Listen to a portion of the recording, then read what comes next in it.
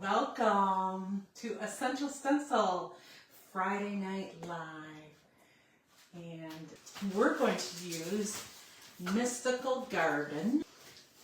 So that is what we're going to use first, and I have what I need are shells. Again, you can get them at Amazon, deep cell shelling. I've gotten them at Michael's.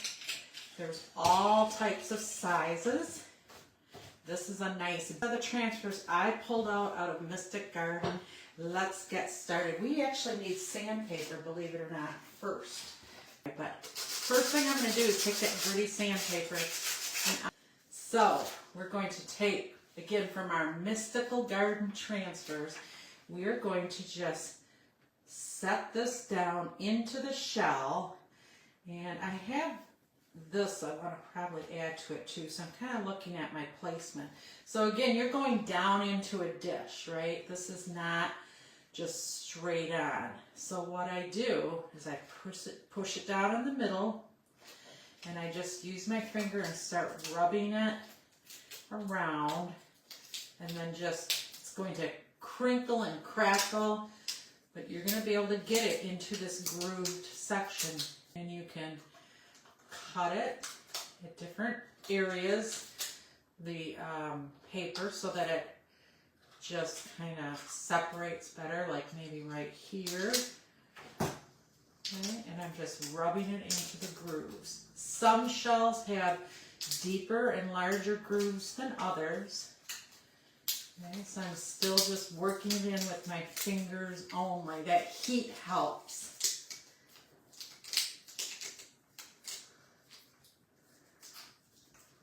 Oh yeah, Deb, the blunt end of your bone folder works well in those grooves. In tight places, yes, exactly. And that's what I like about this. See, it can go right into the grooves. But so can our Essential Stencil transfer. Okay, so let me just finish getting this on. And you are going to have a little bit of places where it's going to be there's going to be a little line in it, okay? It's going to bend a little bit, but it's okay. It's okay. It still looks awesome on the dishes. And it changes color. Now, I do need to put it down flat for you because it's starting to release, and I don't want the whole thing to come off, and I'll have to rematch it up. So we've got it here. I'm going to go right over my edge, working around, back in stock. Okay, I'm changing my mind with going over the edge. I'm just going to stop it there, so I'm left with these little pieces. But isn't that gorgeous? And it is all into the shell. It's into the grooves, it's everything. So it took a few minutes, right? And let's do another transfer project, but I want to show you on a piece of wood. I guess I do still need this. It is a 5-inch. We're going to make a coaster. So we're going to add these. I love these transfers, right? So these are still in stock, or they restock them. These are the Chinoiserie Vase and Flower transfers. Let's put them on here. And we're going to use, I'll show you what the transfer is here. Again, I was using this color today, and let's just paint our round. Let's stain it. I'm going to call it staining it with a Clorox Wipe. Okay, we can go around the sides. So it has to be dry right before we can add our transfer. And it's going to also need to be sanded because now we have a little bit of green left. I'm going to go right across my piece. Mediterranean tile stencils, because we're going to do a tile. I'm just going to add some fun stuff to this round. That too. I just didn't think of that, but it is very helpful. So now we just have a nice faint little periwinkle design in the background. A little more fancy, right?